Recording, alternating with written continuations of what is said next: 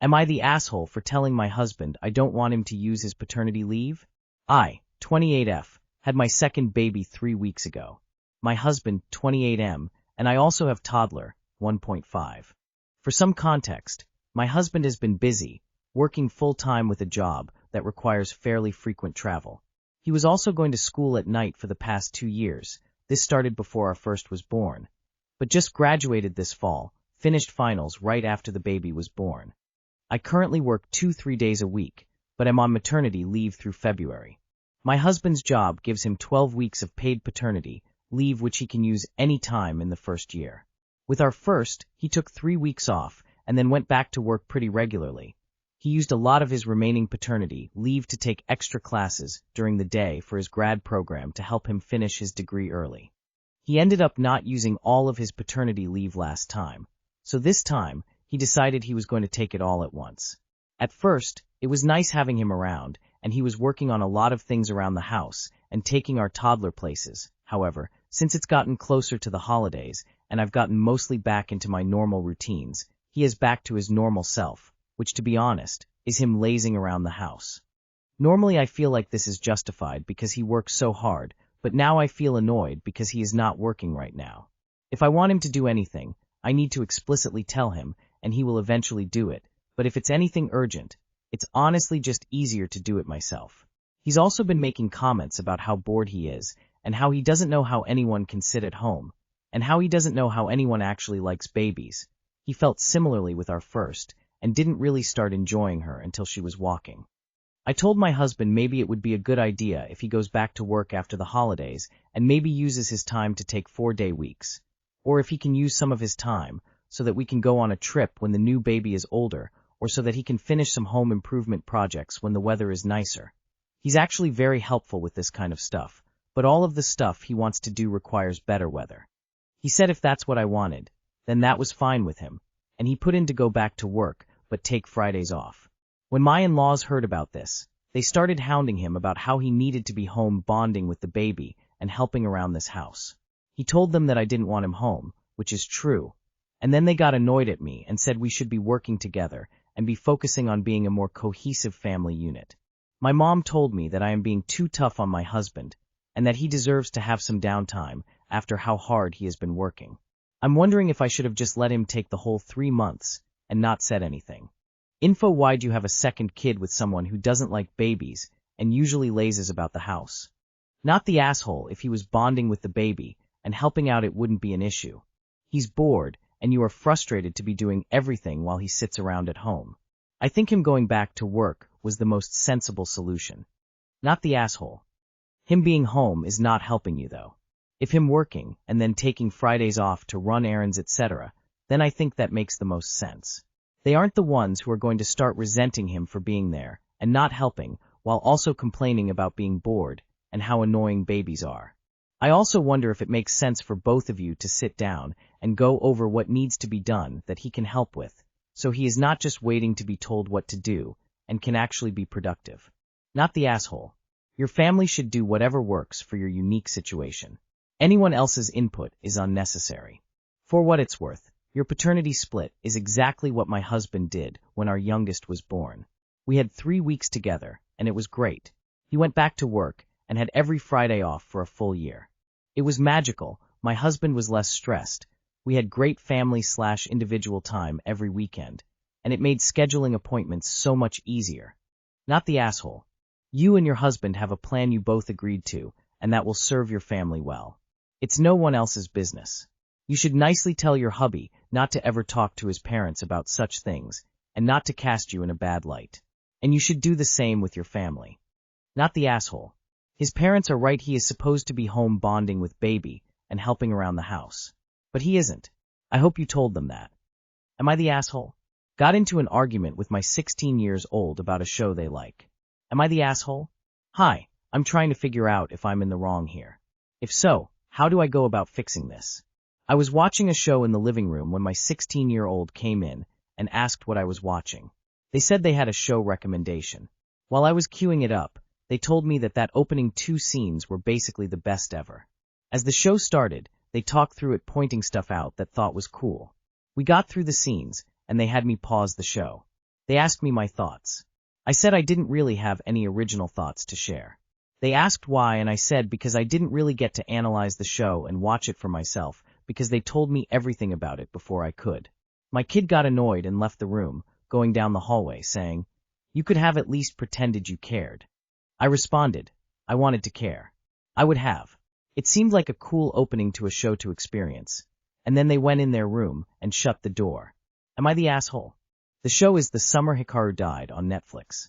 You are the asshole. Your teenager was trying to connect with you. You didn't have to give them a snarky response. Apologize, buy some ice cream, and ask if you can watch it again with them. They were obviously enthusiastic about it and wanted to share. You are the asshole just because I feel like you were intentionally being snarky to your teenager, who was literally just trying to connect with you. If you didn't like them pointing out all the small details, you should have politely brought that up before, not made a mean-spirited, sarcastic remark after the fact. Real talk. I'm autistic, and as a teen this was how I naturally tried to connect with people. And when people reacted the way you just did, it just made me not want to even try and connect. My partner had to spend years reteaching me that it was okay to talk about my interests, because at that point I had gotten used to just keeping my mouth shut. You are the asshole. Even if your thoughts weren't original, as you said, you still could have shared them with your child. It shows that you're interested and actually care about something that they're interested in. On top of that, what you said to them as they walked down the hall was very callous and uncaring. You are the asshole. You couldn't find anything to say to your child after they shared something they were excited about with you? You could have mentioned the art style, the music/OST, or piggybacked on one of the earlier points that they raised while you were both watching. They wanted to share something they were passionate about with you, and you essentially took that and threw it in the trash. This could have been a bonding moment for you, and a chance to have more shared moments and discussions together. But clearly that's not happening anymore. You are the asshole. They were excited to show you something, and you completely took the wind out of their sails. This is how you get a kid who doesn't talk to you. My daughter does this sort of thing. She gets excited about music or TV shows and makes me watch them, but then jabbers talks through them, so I can't really experience them. And I want to experience them, so it's a bit annoying. But I remember being a teenager and really into something, and trying to share it with my parents and getting at most a lukewarm, disinterested reaction. And it really hurt. I was trying to share something important, It felt like they weren't interested in me. So now I let her tell me. And maybe in this situation I'd interrupt her and suggest she be quiet so I can experience it. Hang on, tell me later. Or afterwards get her to wind it back so we could watch it again. But I wouldn't react how you did. You are the asshole. AITA for not folding my son's boyfriend's laundry. I, 48 female, and a single mom of 2 adult men, ages 20 and 24. My eldest's boyfriend, 21 male, lives with us. My son and his boyfriend often do their laundry together. My son's boyfriend prefers that their laundry be folded right out of the dryer, where I usually put mine back in my laundry basket and fold it in my room. I work from home, so I do my laundry when I'm on a break and fold it when I'm on another break. I don't really have the time to fold it right out of the dryer. If my laundry is still in the dryer when the boys need to put theirs in, my son's boyfriend will fold my clothes and hang up my t-shirts, though my skirts and dresses are put in a pile on the dryer. I'm guessing he doesn't know what to do with them. I hate when he does this because 1. I don't like my t-shirts hung up, leading me to have to take the extra time to unhang them. 2. I am picky about how I fold my clothes, so I have to refold everything anyway. I get that these are me problems, but still, if I need the dryer and their clothes are in it, I just put it in their laundry basket because I'm short on time. Often, my son's boyfriend will complain that I don't fold their clothes for them when I need the dryer. He says, "I fold your laundry, you could at least return the favor." I've explained that I'm usually short on time, and I don't even fold my own laundry right out of the dryer. But he still thinks it's rude that I won't do it. He acts like I'm a jerk for putting his clothes in his hamper. They'll sometimes leave their clothes in the dryer for a few days, so I don't think it's because he wants to avoid wrinkles.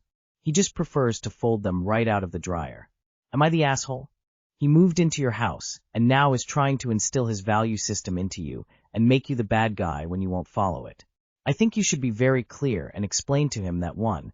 You don't want him touching your clothes, and 2. You don't plan to follow the rule he made up about folding. Not the asshole, but you need to be crystal clear. Not the asshole, but you need to kick their asses out. I could feel your exhaustion starting from the words, "Two adult men LOL."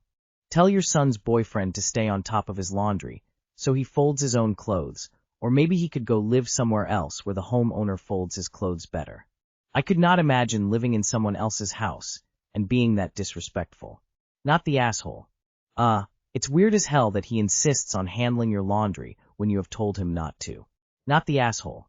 If they actually leave their clothes in the dryer for multiple days instead of promptly removing them, then I would be saying something along the lines of, I feel that it is rude of you to tie up the dryer for hours or days so that someone else has to remove your clothes. If you want them hung up or folded, then do laundry when you can devote the time to taking care of it promptly.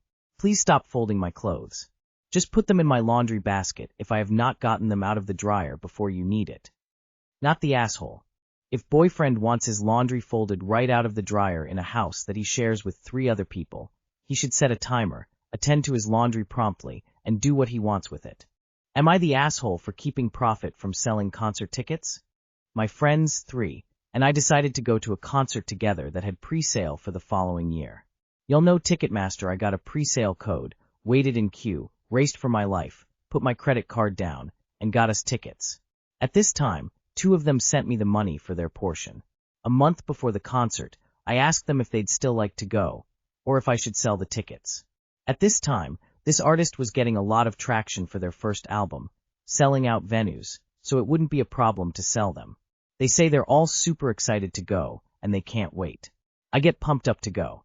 Flash forward 10 days before the concert, they say that they changed their mind and don't want to go, say that if I still want to, I can still go with someone else with one of the tickets, from the friend that hadn't given me money, and ask me to sell their tickets, 2 of them that had given me money. I'm able to sell the tickets pretty easily, for more than what I originally paid for them on Ticketmaster, an extra $150 per ticket. I ask some of my other friends for advice. Should I send them all the money, or should I keep the profit? I got a resounding, yes, it's your money, you did all the work, answer from everyone I spoke to, so I felt good about keeping the profit. So, after the concert, I sent back the amount of money they paid me for their tickets. They then text me asking for the rest of the money, insinuating that the profit was theirs.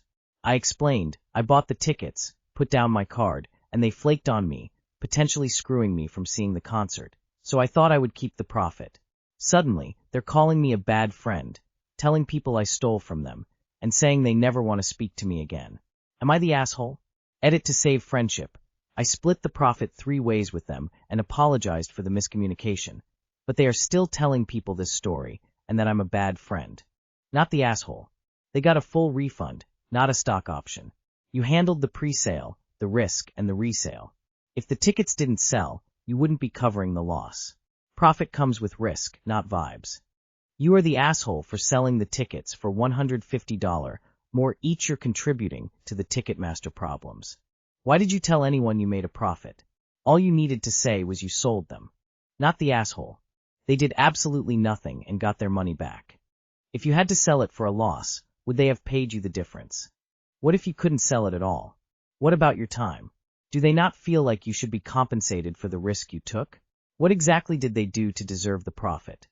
100% not the asshole. Honestly, not the asshole. I find it a bit suspicious they knew how much the tickets were worth and not sticking to a long-planned event, because you don't feel like it almost always makes you the aholi. It sounds a lot like they knew how much the tickets would be worth if they waited long enough, and thought that they could simply leave all the work and risk to you